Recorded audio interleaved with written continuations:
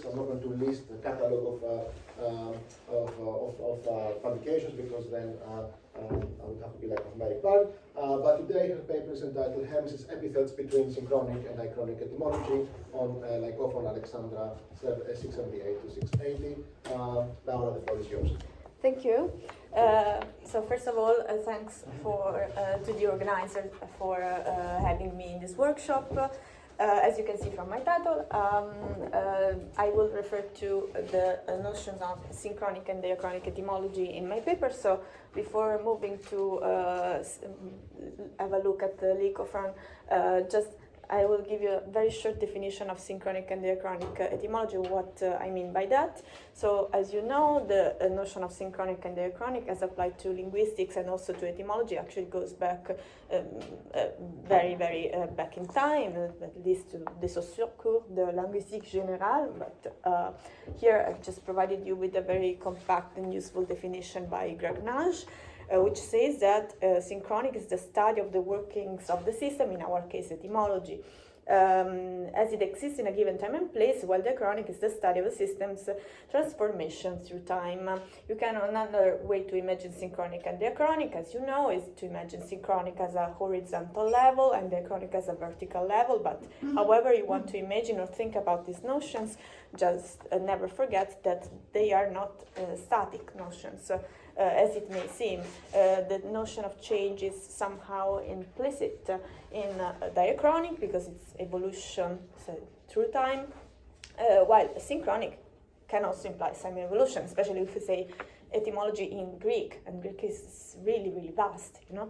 So, okay, I will try to look at how these notions can interact and intersect, starting from a passage of Lycophron. So, I realized that not everybody is Hellenist, so forgive me, I will just give a few orientational notions, and the ones who know just have to be patient. The Alexandra is a tragedy, so it's actually written in iambic trimeters, which is the meter of tragedy in tragic dialogues. In Greek, it has been attributed to the Hellenistic poet Lycophron, who flourished in the 3rd century BCE. It consists of a prophecy of a rape victim, Alexandra, or aka Cassandra, daughter of Priam, and who, like all good prophets, the Greek prophets, knows the past, the present, and the future. So her prophecy spans from the foundation of Troy to the Roman domination of Greece. The Alexander is renowned and famous for being a dark poem, dark in taste, I would say, but also dark for its language, so overall dark. And it's very riddling, and the style is really difficult. It's kind of a nightmare to read. And so our passage can give you an impression of this difficulty, but difficulty also implies that it's complicated and that we have many layers to think about. So etymology will be one of them today. The poem, so in this long prophecy, also includes what is called the Lycophron's Odyssey. So the recounting of Odysseus' wanderings, and in this sort of Odyssey paraphrase, which extends from verse 648 to 819, we find also these 3 verses, which are my object of interest. So we actually will talk more about 2 of them, but still. Okay, so as you can see, they go, but him, the molly root, shall save from harm, and an epiphany of Ctaros, the non-Acrian, the 3-headed bright one. Who is the Ctaros, non-Acrian, 3-headed bright one? Is Hermes, who is saving Odysseus, who is on his way to Circe's home, Megadoma, by providing him with this molly root. Now, let's have a look at what the scholars say. I will focus on actually 3 words in these 2 verses, which are Ctaros, Phanais, and Phaedros. So let's start from Phanais. Yes, let's see what the scholar says. Doesn't comment very much, so it just says Fanais appeared. And Molu derives from mo, I search and to stain the file, that is to conceal the remedies, so aphanizein. And aphanize seems to play with the verb fanais. So we might infer that the scholar is thinking, the person who wrote it is thinking, by appearing, Hermes is kind of making appear the pharmaca as well. So it's just one way to look at this. And as for Phaedros, Phaedros is connected to its gloss as lampros eleukos, so as brilliant, lampros eleukos, or white, and is connected to a cult that Hermes had in Boeotia, where he was worshipped as white Hermes.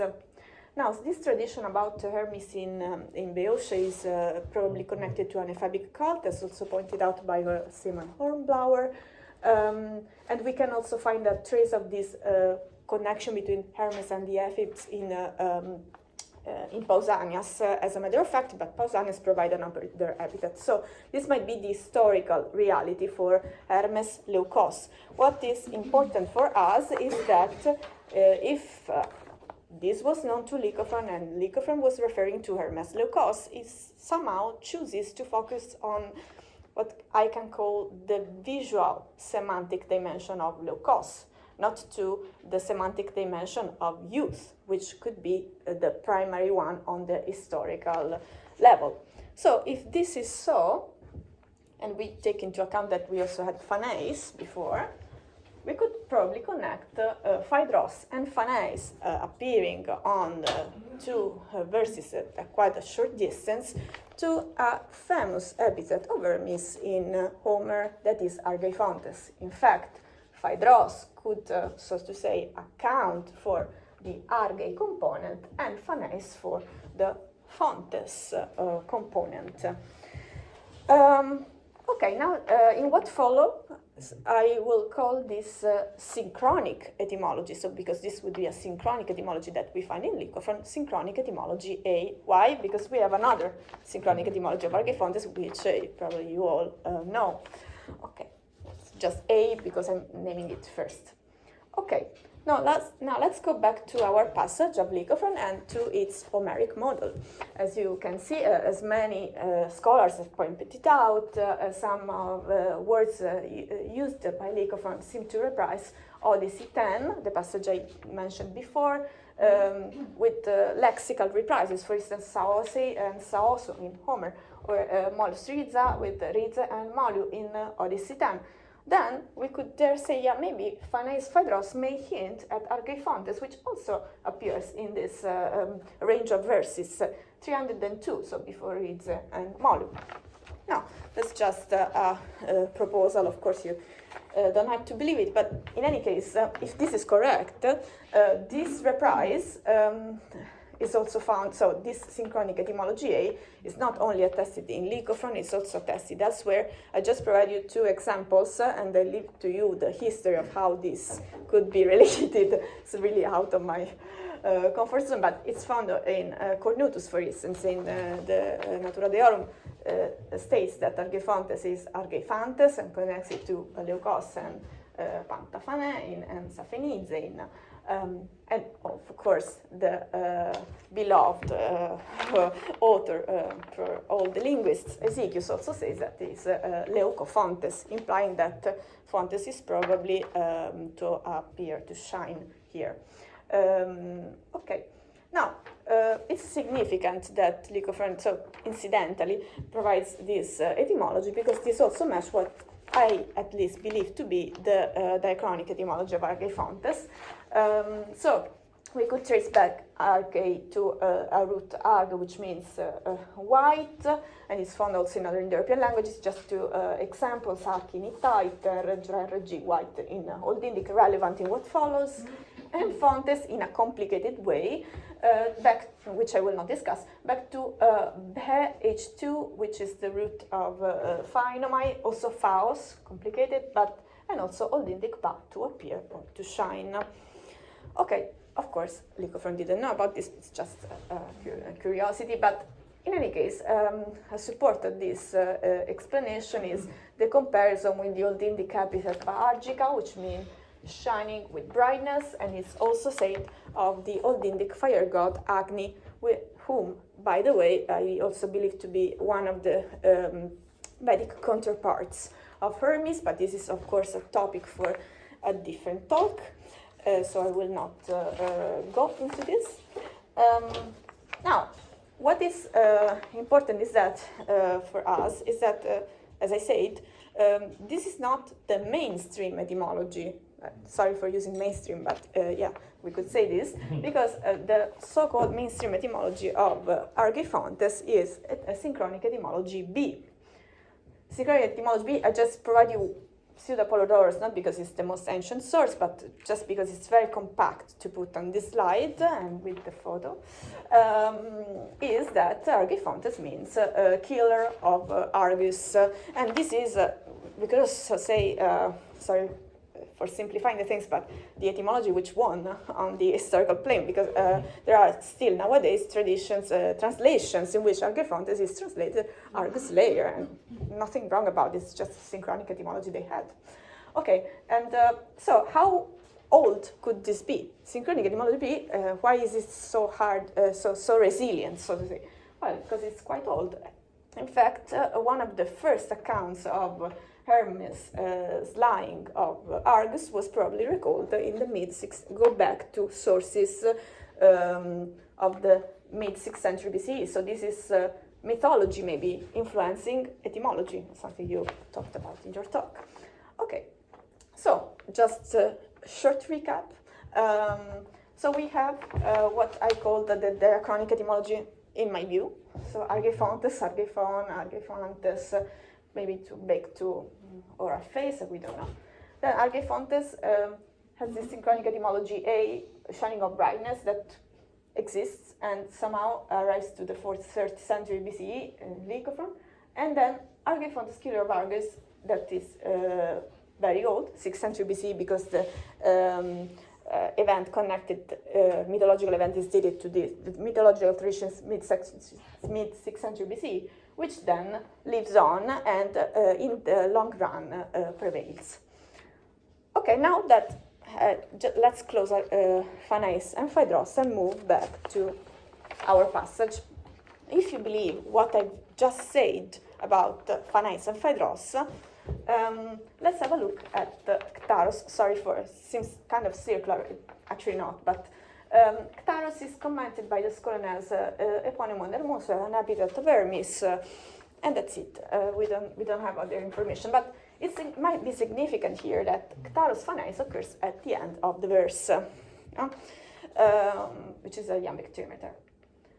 This is it's then tantalizing to compare Ctaros Phanais with something we find recurrently in Homer, which is the clausa Diactoros Argeifontes. We don't know how to translate Diactoros. I have my ideas, which I will share with you in a bit. But so Argeifontes, and then usually translated as messenger, the messenger Argeifontes, which you find. So if you read some Homer, you have found many times. So it might be playing with this Diactoros Argeifontes using a sort of short version of the epithet Ctaros and Phanais on the other side. If this is correct, I would like to ask briefly, what is Ctaros first? Second, how can we link Ctaros to synchronic etymologies of Diactoros, or can we at all? Okay. Let's have a look into the second, so address the synchronic etymologies. Diactoros is translated carrier messenger because it was understood, so it's also another translation relying on synchronic etymologies. So here I just quote some of the sources which provide you this link or a link with a tie with a precise lexical item. So we have, for instance, the link with the Diago to carry lead across and the actor carry the leader across. We have diaconos servant as another proposal. We have Diagoreo to declare, so Hermes as the god of speech, also found in Plato, as you know. And the connection with Diatoreo and Tranos. This is nice because you have Tor and Tra. no? O and A. So, and finally, of course, the connection with kteria, ktereizo, which is also what to usually historical linguists who deal with the etymology of diactoros connect ktaros to. So modern linguists tend to think that ktaros is connected with the kteria, ktereizo. I didn't write it down, but just trust me on this. Okay, now let's have a look at what is ktaros. So if taken like this, and if we compare it to diactoros is a compound epithet, dia, something, ktoros, actoros, or so, whatever, and ktaros is a simplex, a Kurz form. Now, it may be noticed that sometimes Lycophron uses simplicia instead of compounds. I will give you some selected examples. I don't have an extensive dossier because I looked for examples just for this talk, but I'm sure there might be more. And also, this doesn't mean that Lycophron makes them up.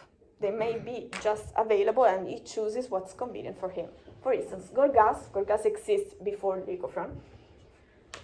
For Athena, instead of Gorgop is found in Euripides, or we could have Morpho. Morpho maybe is his invention. It could be based on something like Eumorphos, Callimorphos, attested, but not as an epithet of Aphrodite, but Morpho means formosa, no?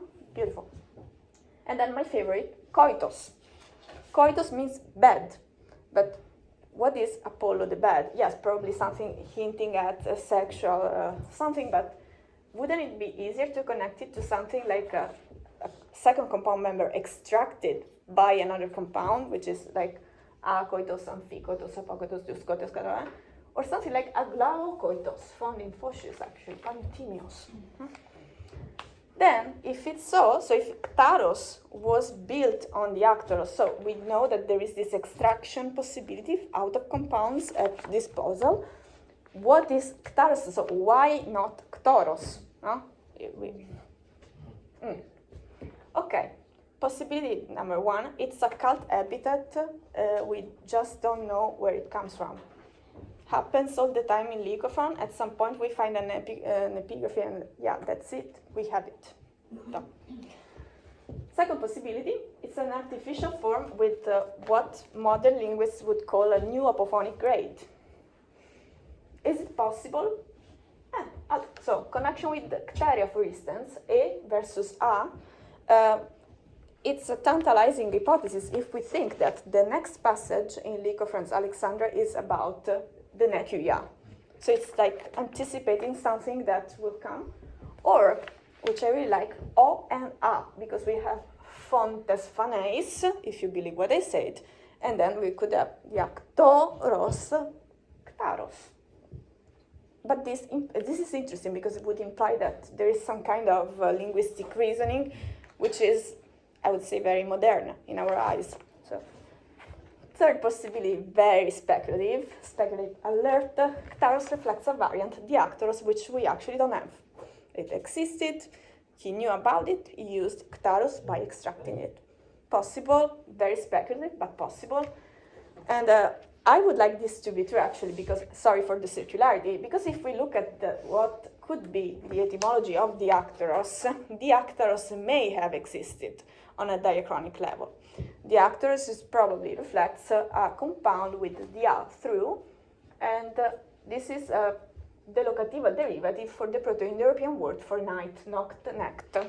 Noct, nect, so like words which mean day, dawn, evening, and night, forms a delocatival derivative, so a derivative in a locative with r or then, which we see because we know nuktor in Greek, by night. So this r that we see in diactoros could be due to this delocatival derivation. But what's interesting, if we derive dia plus nktr os, what we would have is what we would expect, so according to what we know about phonetic laws, would be diactaros, then modified into diactoros for some kind of analogy.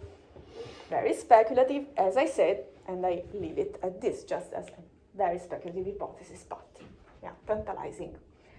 To recapitulate, I tried to show you that in this passage of Lycophron, we have a few words which were known to reprise a numeric model. Everybody knew about this.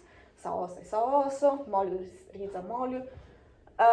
Then we could probably, so my proposal is to add to this list the following lexical items: phanais and phedros reprising argeiphontes, which actually occurs in the passage, and maybe ktaros reprising diactoros argeiphontes, which occurs very often in Homer, I would say. Not in the passage, but actually very often, also in the Odyssey.